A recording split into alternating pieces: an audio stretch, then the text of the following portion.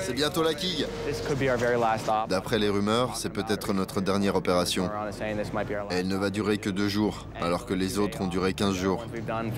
On va donc faire le boulot et après, on se casse d'ici. Après plusieurs semaines de combat contre l'ennemi, la compagnie Golf n'a pas encore perdu un seul homme. Ça peut arriver n'importe quand. Il suffit de baisser sa garde ou de tourner le dos juste 1 minute, et c'est la catastrophe. Il faut donc faire les choses les unes après les autres.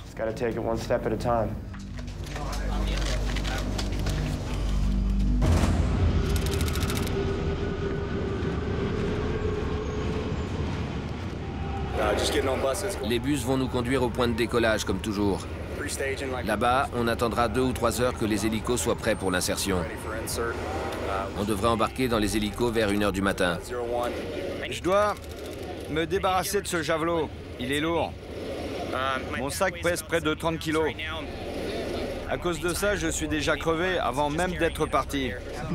Rien ne marche dans ce pays. Les hommes de Middendorf retournent dans la région de Zamindawar.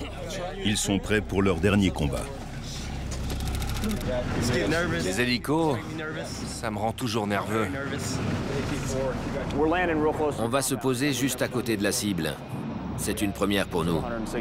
Et avec 160 Marines dans la compagnie, c'est difficile. Le pire qui pourrait arriver, c'est qu'une roquette soit tirée sur un des hélicos. Ce serait une très mauvaise journée. Ni char, ni artillerie. Juste la compagnie. Et les éclaireurs signalent déjà une activité suspecte près de la zone d'atterrissage. On vient de recevoir des infos sur la zone d'atterrissage grâce à une plateforme de reconnaissance et de surveillance aérienne qui contrôle le secteur depuis 2 heures. Il y a 17 individus dans les environs immédiats de la zone cible.